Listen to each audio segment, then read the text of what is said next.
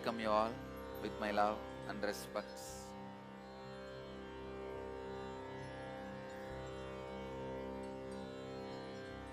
Today, Kal Bhairava will do the Akashic readings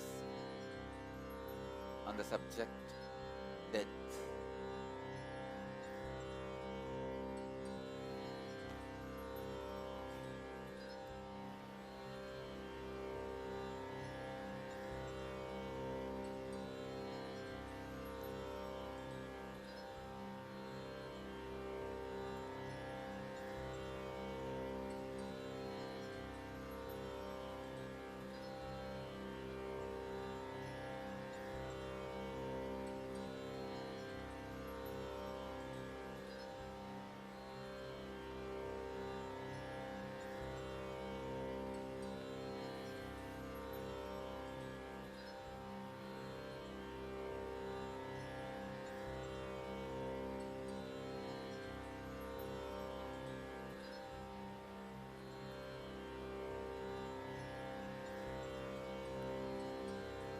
Death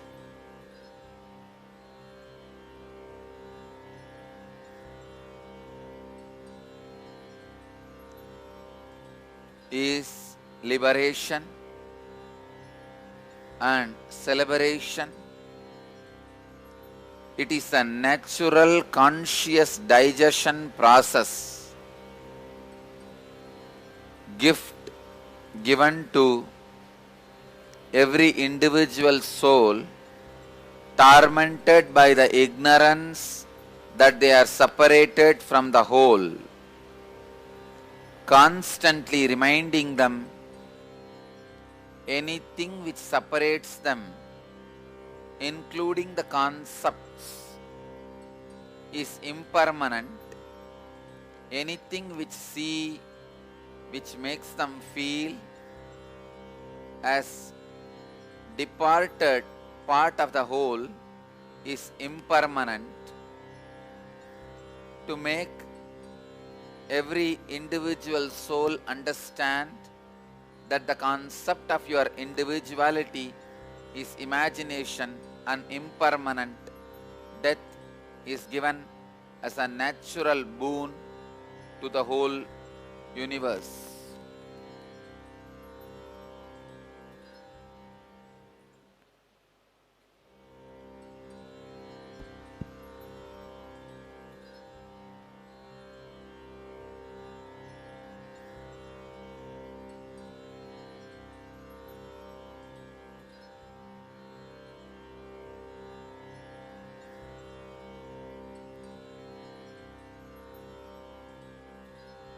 Here, Mahadeva reads out the signs of death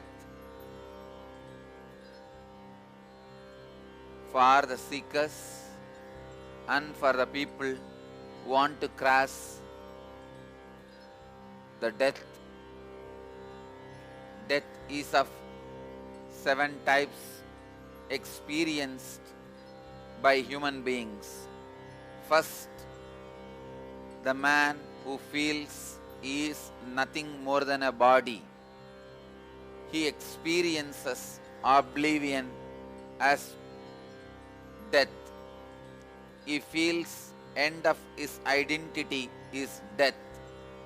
End of his individual existence is death, which is obviously false. Illusion, delusion, which brings tremendous suffering, and the suffering constantly tortures him and does not let him live even while he is having the body. Next, the person who is completely centered on desires. He has a greed and cannot understand the possibility for a breakthrough. So he continuously extends his greed even after he leaves the body. All the concepts exist in all half-baked philosophies and religious concepts, the concepts of heaven, an extended life where the desires are fulfilled, where the continuum of the desires exist, is extended delusion of desire-based individual identity setup. This is neither completely false nor permanent existence, based on the ability to project their desires into the existential space. They create their own heaven. As long as they are disillusioned, they continue to project their heaven and live. When they are disillusioned by their own projection, then they get back to their original source and decide the next course of their action based on the imaginations and delusions they retained after the disillusionment. Every disillusionment boils down the extended imaginations to the root delusion. If the root delusions themselves are boiled, burnt away, the imagination completely goes away. You are liberated from the imagination. If the root delusions are not burnt or boiled, you project your root delusions into different levels of imagination. Usually, the desire imagination expansion, when it is disillusioned, boils down to the root imagination. It projects again itself in the next root of guilt. The expansion, the imaginary projection of the guilt is only considered as the lower levels of hell. Again, neither the hell is completely truth, nor the heaven is a completely truth. And same way, neither of them is complete false, nor of them is complete reality. Please understand this great truth Mahadeva repeats for every one of you to grasp insight. The reality you are facing now, what you call as Bhuloga, the very less intense projection of your delusion is Bhuloga, and little higher projection of your extended greed is Swargaloga, the heaven, and guilt is little higher projection of your deluded, disturbed mental setup, patterns of root greed in different direction. The guilt is lower level hells, where you repent for your sins. Sin is nothing but retaining the root patterns of desire even after you are disillusioned by the projections of those same roots. When the fruits and the crops disillusion you, still you hang on, expecting the different root or crops to come out of the same seed, is guilt. Guilt projects into the next level of hell, which is again neither truth nor false.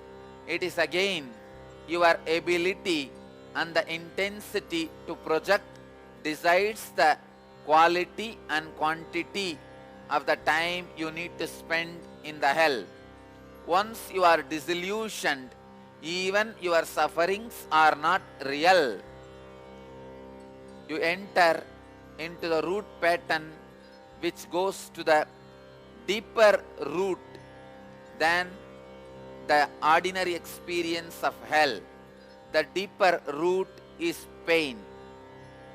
The ultimate hells you experience In this space, again, your death decides the quality and the quantity of the sufferings you are continuously going to experience. Understand? Every levels of death teaches you the great lessons if you are ready to hear. Every life, every year, practically every day, every one of you go through all the 7 deaths. The 4th death, death from the pain. Even the pain is also a projected delusion from the root pattern. It does not exist and it cannot coexist with the existence of the cosmic soul, as the cosmic soul's presence is felt every day by your individual soul in the deep sleep and the restful awareness. The pain pattern also faces the death. When the pain patterns faces the death, the experience the individual soul goes through is depression. Depression is not even the existence of pain. When you don't even project your pain, when you are not even capable of projecting your pain on the reality, the comparative reality, the constant torture you do to yourself with the seed is depression.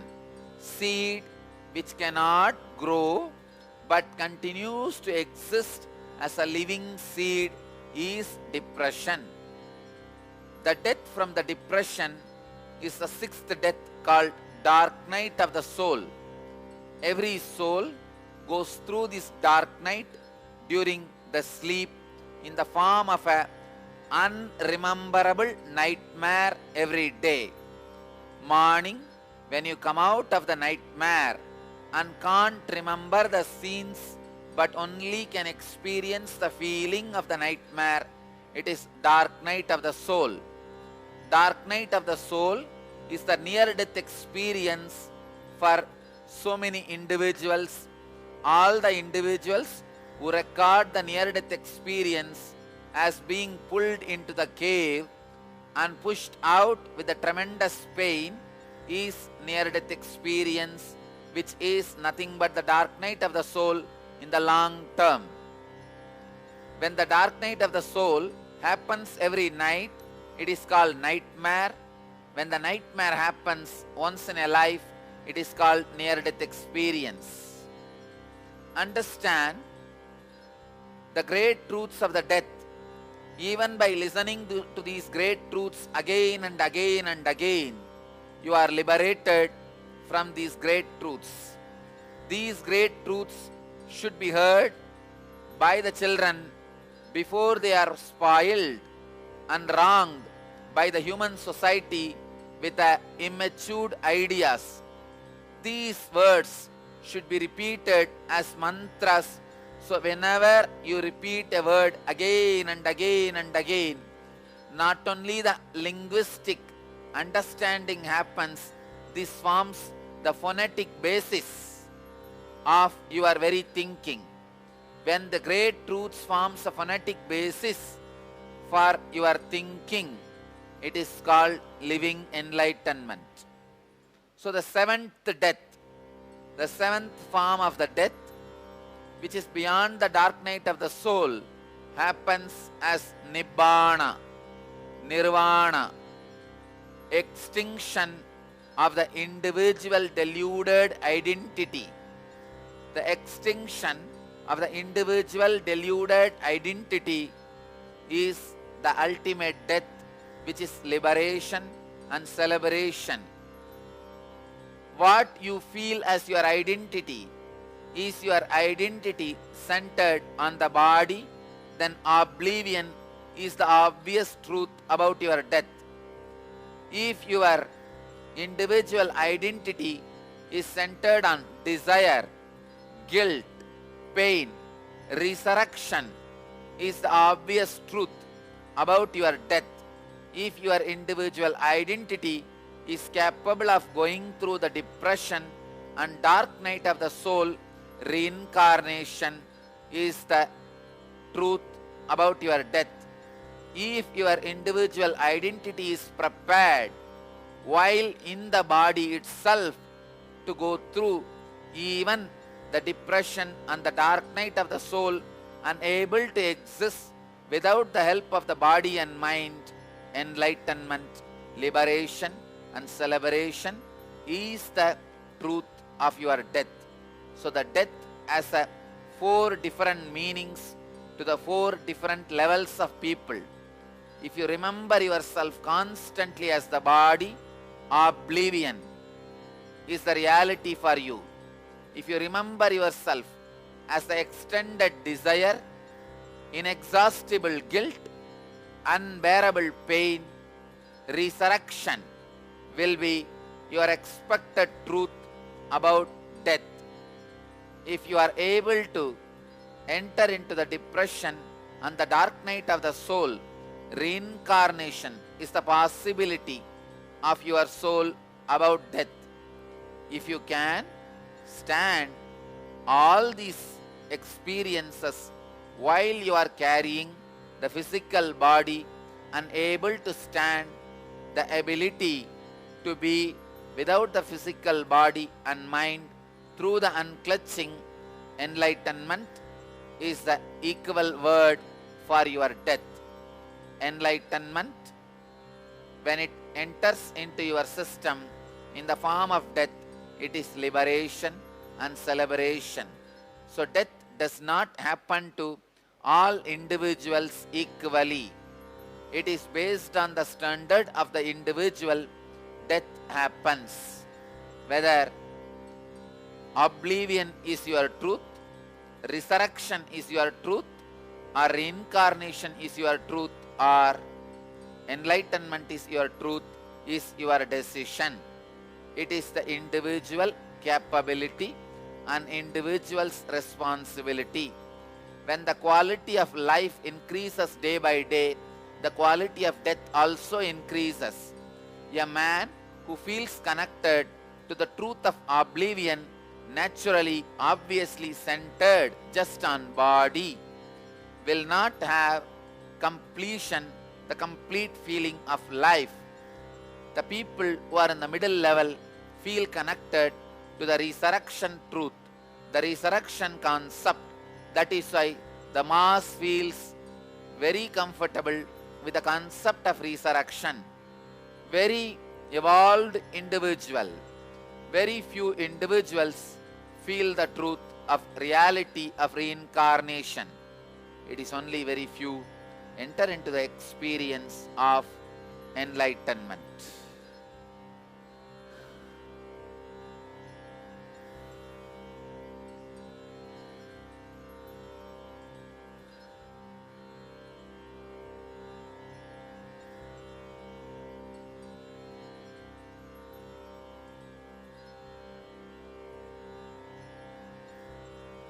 There are 27 more files on death to be revealed and read out by Kalabhairava.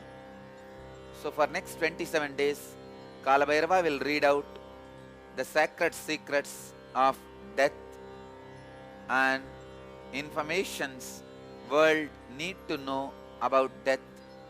And Kalabhairava will now answer and respond to every question related to sacred secrets of life. So be very clear. The words of Mahadeva, which is coming out now, not only as linguistic value, philosophical value, conceptual value, truths based on which your cognizance should be function.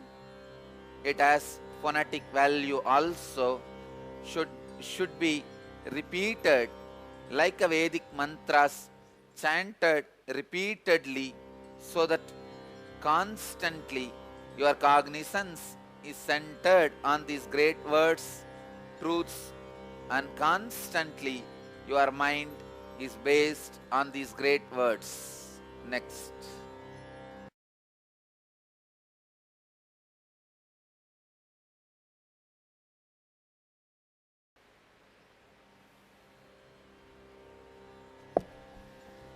The first question is from Jayalakshmi Bernard from Washington DC. Nityanandam, another birth question for Akashic reading. It seems like with the Samyamas, we are here to transcend the body. Don't eat or drink, don't sleep, don't think about sex, don't be bothered about heat, cold, pleasant or unpleasant, etc. Why take a body if we are here to transcend it? Thank you. Transcending is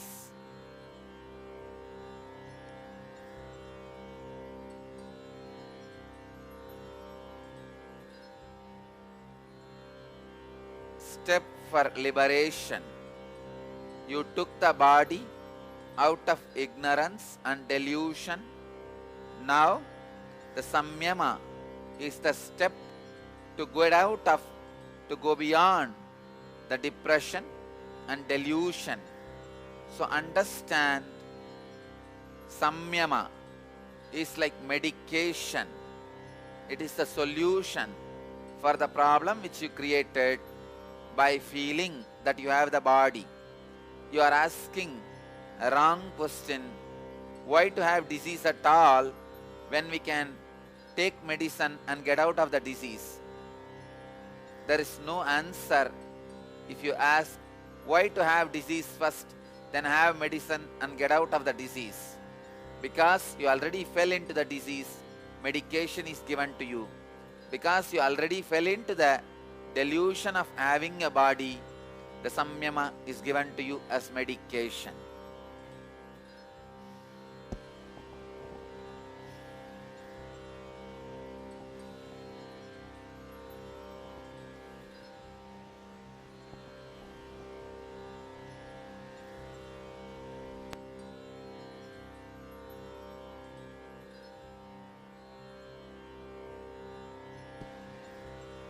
The next question is from Diana Bello from Las Vegas, USA. Nityanandam Swamiji, I have seen thousands of babies come into the world as it was my job in the labor and delivery room. Each baby comes into the world in a different way, some so sweet and peaceful and some so unpeaceful and stressful. I often wondered how their entrance into the world affects the rest of their lives, what they become in life and how they react in life. Birth is the most beautiful miracle of life. Is the birth process going to change in the future, more peaceful? Are the attitudes of doctors going to change towards more peaceful birth? Deepest gratitude. Time, place, way, mood, awareness of your birth directly affects the way you are going to live. So, the future humanity should become conscious for the truth. Birth is the greatest miracle, and possibly the conscious birth centers, the welcoming, mood-filled welcome centers for the human beings should be established. It is unfortunate human beings never understood the importance of the first moment of a being landing on the planet Earth. Let conscious beings receive the beings consciously into the planet Earth. This is the command of Mahadeva.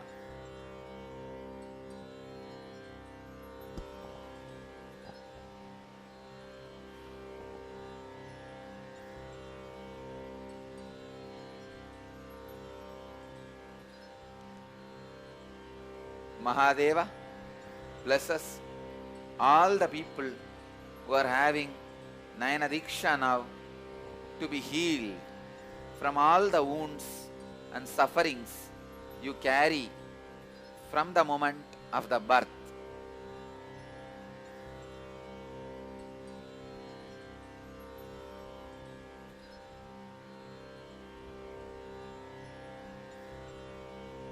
all the wounds and the sufferings, deep patterns you are carrying due to the wrong birthing style, time, place, persons, way. Let all that be completely healed in all of you. Loka samasta sukhino bhavantu. Let your Manipurakas be healed completely. Let the healed Manipuraka be filled with a pure Kundalini energy.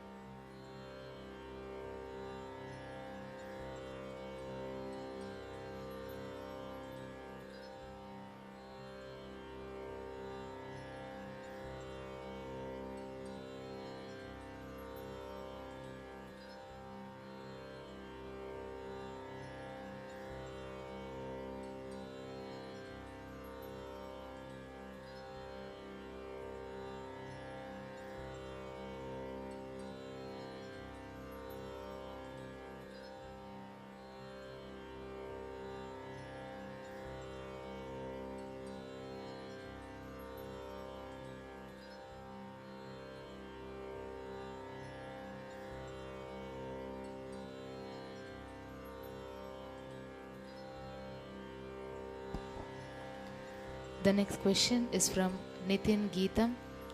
Hari Om Swamiji, how to live a deathless life in this birth? Is it possible? Where is the soul residing in our body? What will be our next birth? Soul does not reside in your body, it only reflects on your body. The place you choose for your soul to reflect decides the level of awareness in which you are going to be living. If you choose Mooladhara as the place for your soul to reflect, you will be centered only on body and the lust and reproduction. You will not find anything else as bigger experience. Human beings choose usually Mooladhara and Swadhisthana as regular place of reflection. Very few peace lovers make Manipuraka as the reflection spot. When you choose Anahata as a reflection spot, you become a devotee. When you feel and decide Vishuddhi as a reflection spot of the cosmic soul into your individual body, you become Shakta, an high achiever with a Shakti. When you choose your Agnya as a reflective place, the place of reflection for your soul, you live with extraordinary powers as a Siddha Purusha, the embodiment of Shiva. When you reflect your cosmic soul into your individual body on Sahasrara, you live as incarnation, embodiment of the cosmic soul, Mahadeva himself. Mahadeva resides and expresses unique, pure, spiritual dimension in your body. So the body is not possessing the soul, soul only reflects on the body. When it decides not to reflect anymore. The body is considered as dead.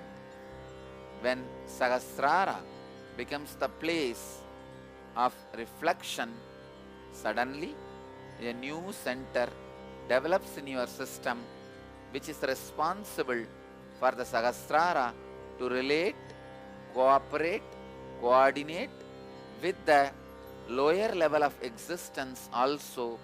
That new center is Anandagandha. So, when you experience the reflection on Anandagandha, you directly receive the incarnation's energy, radiate the incarnation's energy, you became part of the incarnation. As you asked in the question, is the life without death is possible?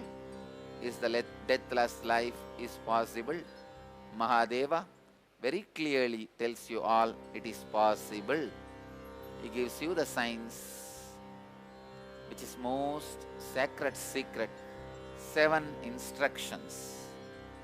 Do not eat anything other than these 3 items: goat milk, groundnut, aritaki, and continuously be doing ajapa japa. Let your breathing be completely guided by the ajapa japa. You can choose any mantra initiated by your enlightened Guru. Ajapa japa, this 3 food, and constantly unclutching. Every night getting into the death meditation, death process. Visualize, face all the death. Do not allow any samskara uncompleted. Death process is nothing but completion of all the samskaras. When you do death process every night, completion of all the samskaras happen. Understand, every instruction when they are imbibed and practice, deathless life is possible. The first instruction, do not eat anything else other than these 3: goat milk, groundnut, haritaki. Second, do ajapa japa. Let your breathing be guided continuously by ajapa japa. Third, every night complete all the samskaras and patterns you built by entering into the death process. Fourth, continuously, whenever you remember, unclutch, unclutch, unclutch. Reduce the time of unawareness and restlessness. Practice the presence of restful awareness. Next, remember these great truths about life and let all the cognizance about life be taken based on this one understanding about life and death. The life and death are not 2 different things. It is just continuous process happening in you as a natural force. Ultimately and finally, remember the realization this body is not away, apart from your cosmic soul. It is also an inclusive part of your eternally existing cosmic soul. These 7 truths can directly make you live deathless life. Deathless life is possible.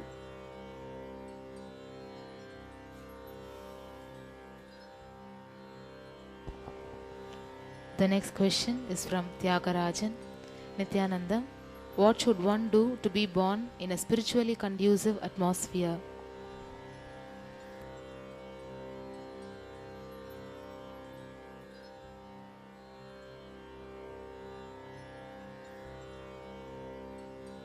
It is in your hands.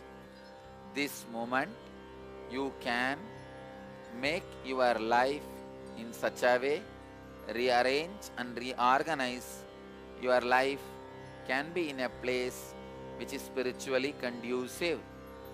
When you can do, why are you expecting some remote roundabout methods to do it? After some time, the question you are asking is nothing but the outcome of postponing lazy mentality.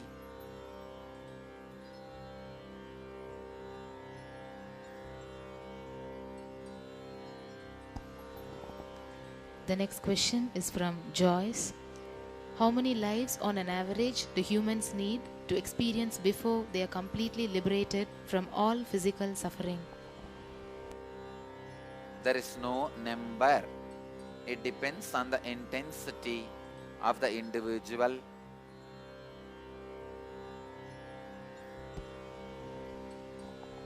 The next question is from Ma Manorama from Vancouver. Nityanandam Swamiji, beloved master, how does the whole in vitro fertilization affect the resulting being after birth?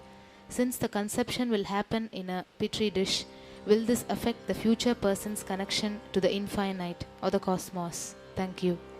No, this does not affect any way the possibility of the individual's infinite connection. This process was being followed for ages in the Vedic civilization. The Kauravas have been given birth only through this process. So, this process no way affects the individual's possibility to achieve enlightenment.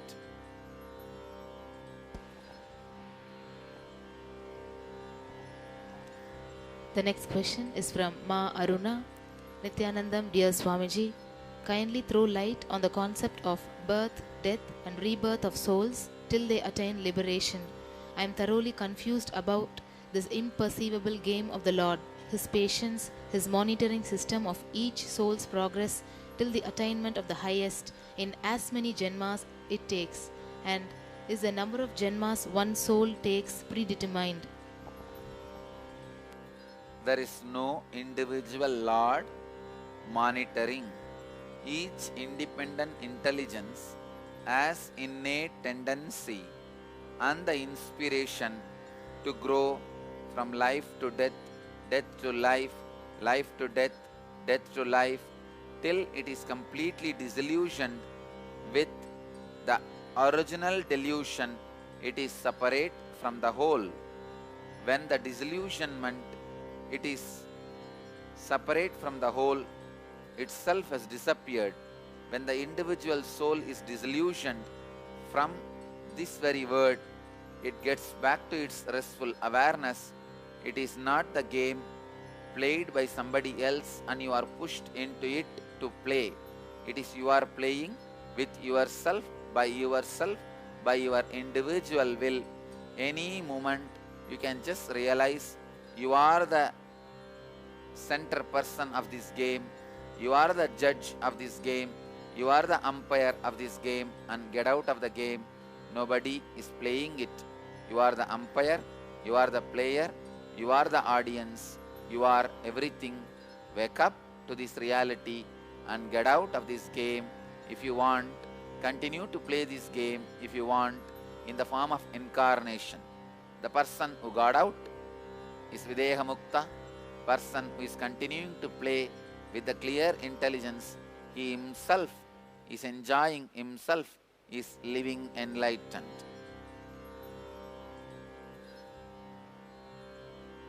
Person who enters into others' game also and makes others realize they are playing the game and they are the embodiment of everything. They are the audience, umpire, player and everything, is incarnation.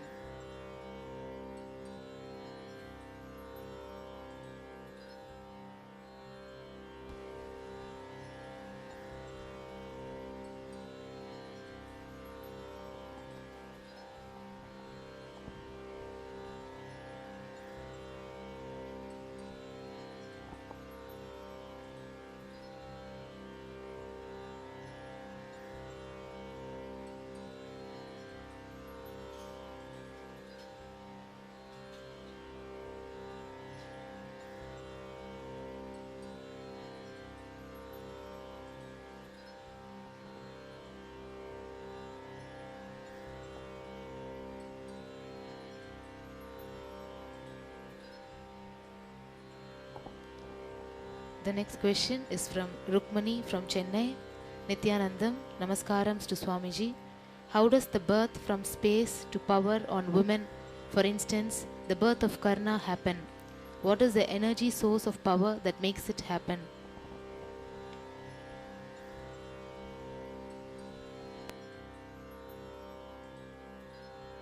Space is not empty as you think. The space is more strong, thicker existence than your body. Water is thicker existence than the earth. Fire is thicker existence than water. Air is thicker existence than fire. Space is thickest existence than water, fire, earth and air. Thought is more thicker existence than the space itself. Because they are thicker than the other, they are able to consume one another. Because fire is thicker than the water and earth, it can consume both. Because air is thicker than the fire, it can consume that. Because space is thicker than all other four, it can consume all the four. Thought is more subtle and thicker, powerful than all the five. So thought can consume everything. If you can sit and center your thought and concentrate, you will see directly all the five elements can melt and play as you want. So, space is not emptiness as you visualize through your bare naked eyes. It can be a channel. That is why the beings like Karna assumed the body using that channel.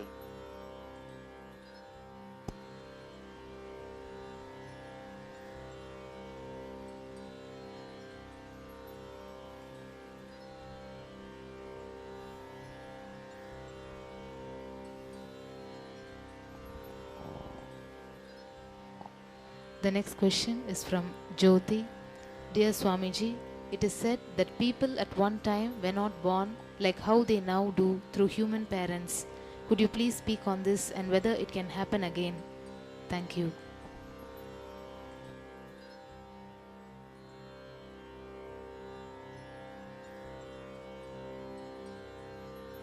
Taking birth for human parents is only one form of birth. The possibility exists in multiple levels. You can take birth on a stone. The baby can be processed in an animal womb, in the tree, in the stone, on anything.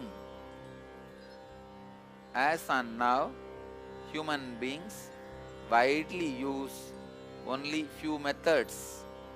Taking birth out of human womb and some other modern methods, but millions of methods existed to take birth.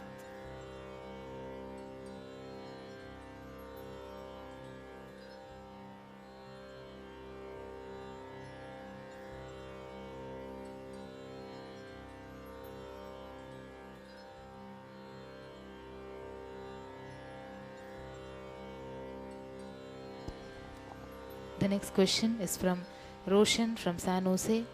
Dear Kala Bhairava, at the time before the part begins to think, it is separate from source. It is same as the source. Then isn't it basically the source separating itself from itself, since the part only comes into existence after separation? The moment the thought raises, part is a part. As a truth, it never separates, and in the normal comparative existence, the part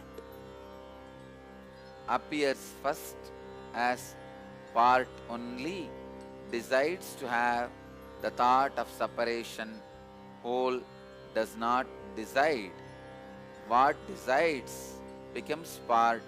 That is why the word part, decides to feel as part, is the right expression in the language in which you understand.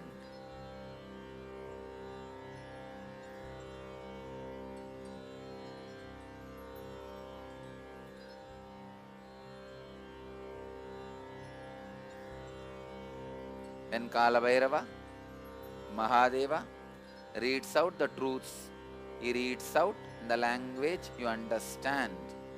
There are many existential reality-based truths can never be read out in the language you understand. So, when he reads out in the language you understand, that is the best form of expressing possible.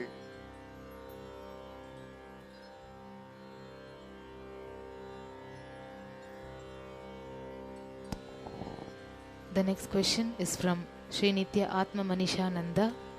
Dear Kalabhairava, only source exists.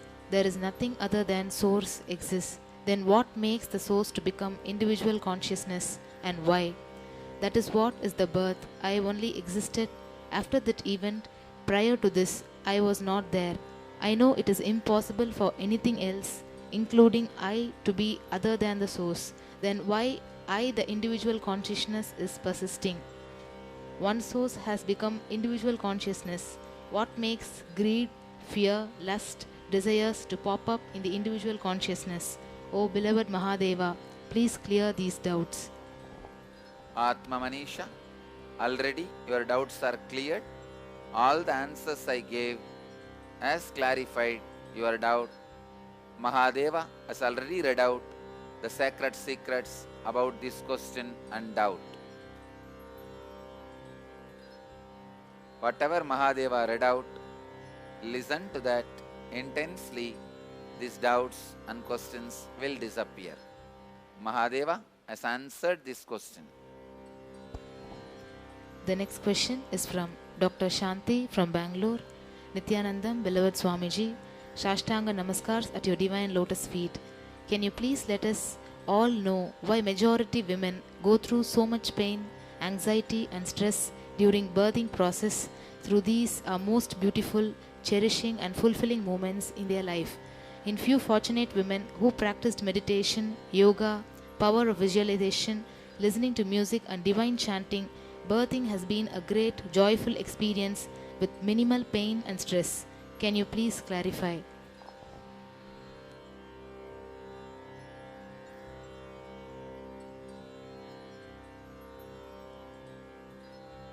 Human beings have the tendency to go through the pain and suffering even during the expansion.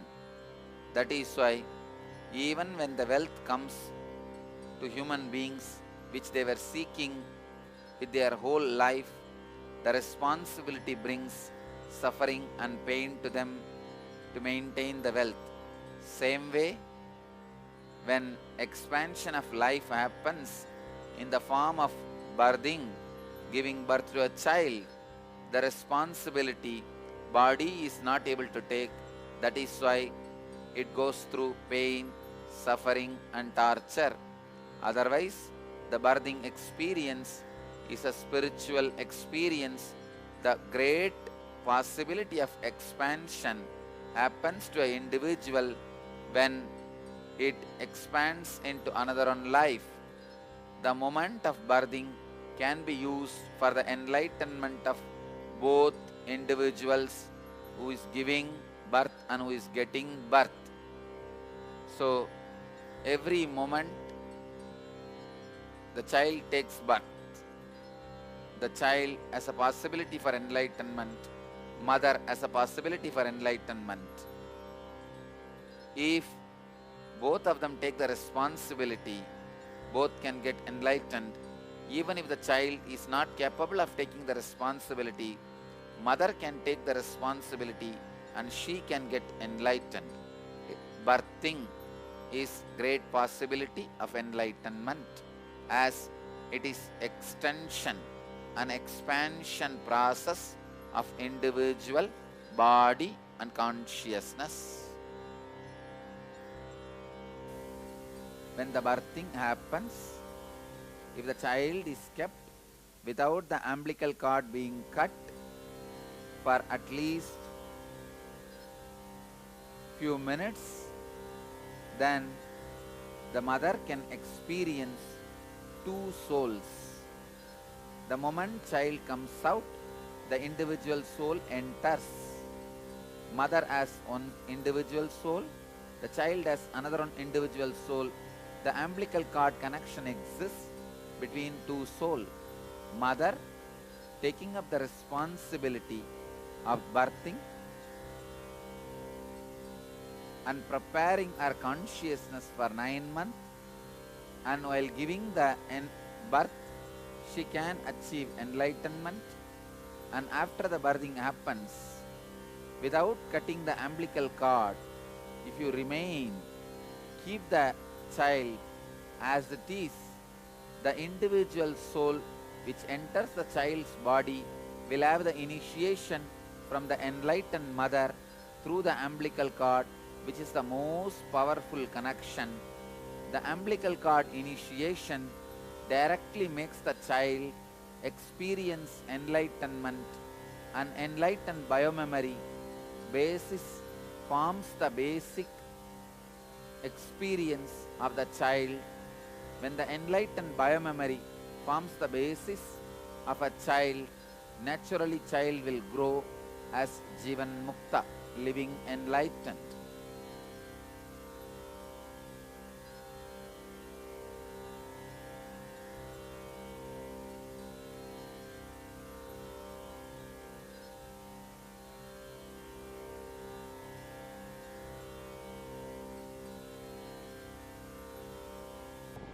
The next question is from Induja and Sindhuja from Chennai. Nityanandam Swamiji, can you please tell us about twins' birth? Why two souls are born together? Is there any specific reason for it? And do the souls have the same purpose in life?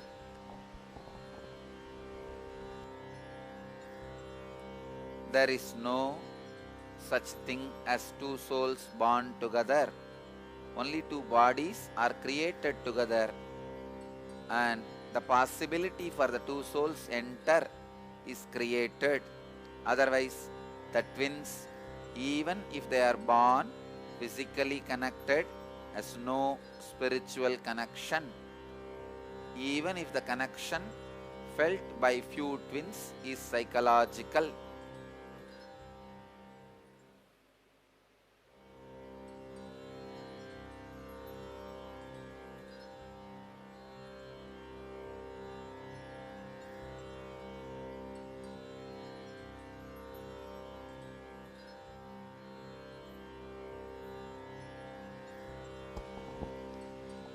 The next question is from Bodhana. Nityanandam, dear Kala Bhairava, does the body need to be left undisturbed for a period of time after death? If so, how long? In the Tibetan Book of Death, it sounds as if some souls take a while to move on. If we wish the highest possible evolution for the soul, can body organs and the body be given over immediately to science upon the verdict of brain dead, or should the body be left undisturbed for a period of time? If the body is left undisturbed, the remaining karmas will be transferred to the new body in next 13 days. But if you give the organs, part of the body, to any research or science for any purpose, that does not interfere the karma shifting process. Even if those organs are living in other body or being separated from your body and used for some other purpose, the karma baggage shifting process does not get disturbed. So the organ donation do not interfere any way your death process. The moment brain death is declared, the parts of the body can be donated. It does not interfere in the karma baggage transferring process.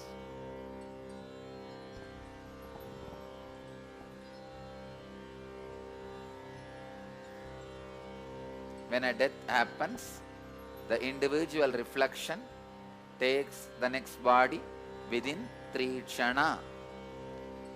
The karma baggage gets transferred in 13 days.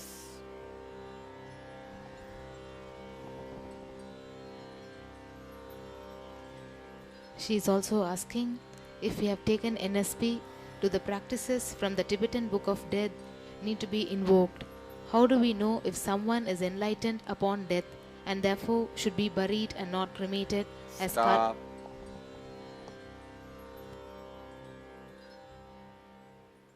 The conscious experience which you receive from the program NSP by Nityananda gives you a complete possibility of innate intelligence which awakens by itself through the experience of death. So what you understand by the Tibetan Book of Dead need not be invoked, as this process in a complete, comprehensive, conscious way is already inserted, programmed in your system by the conscious experience in the NSP. Next question.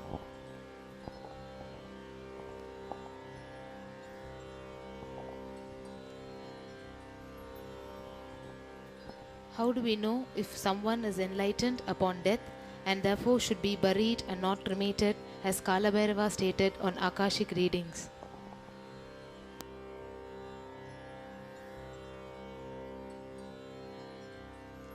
Both eyeballs will naturally move towards the third eye. If the both eyeballs have moved towards the third eye and they are centered towards the third eye, is enlightened being, and face does not carry any visible stress, again is an enlightened being. And the throat will not become stiff. If you put your finger on the throat, you can feel still it is alive, he is living.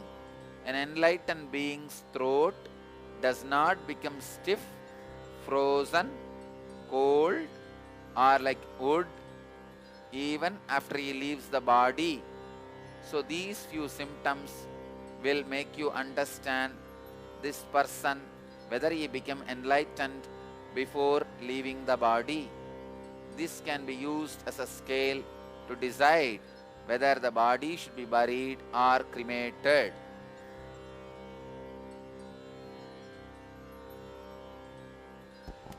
The next question is from Shrikant Gopi. Dear Kalabhairava, how can we grow younger each year? How can we achieve eternity physically and merge with light while in physical body? I'll give you the signs used by Tirungnana Sambandar and the great saint like Vallalar and Sant Jnaneshwar. Every night complete all the engrams you build, all the samskaras you build should be completed by going through the death process every night before falling asleep. Every night, if you go through the death process and complete and fall asleep, there will not be any remaining engrams, samskaras, which is responsible for getting old. The time will not act on you. The bridge through which time acts on you, time enters into your consciousness, is samskaras. Engrams is the bridge through which time enters you. If you break the bridge, time will not be able to enter in your inner space. You will be free from time. The person who is free from time grows younger, younger, younger due to his experience to live untouched by time and samskaras. This is the only and best way to grow younger and disappear into the pure light consciousness, the cosmic soul, without leaving the remains of the physical body.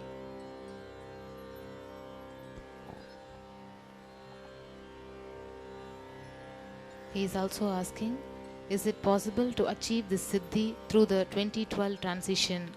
I would like to transcend death and live for another 200 years. Please advise. It is possible through this technique. You don't even need to worry about this 2012. Do it and have it.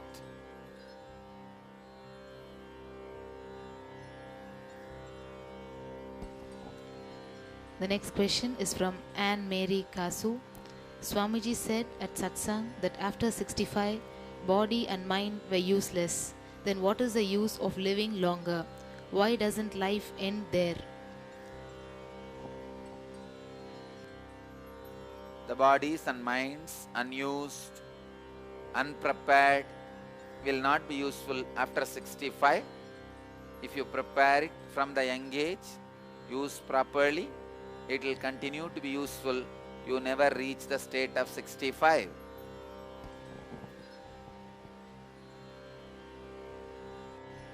She is also saying, I am over 65 and I feel quite alive and enthusiastic. It is very hard for me to accept as my greatest fear is being unwanted. Is seva useless after 65, no matter how many hours and how much pleasure and enthusiasm is fed into it? Is our life purpose over, whether accomplished or not? This is individual question. Bring it in evening Kala Bhairava Darshan.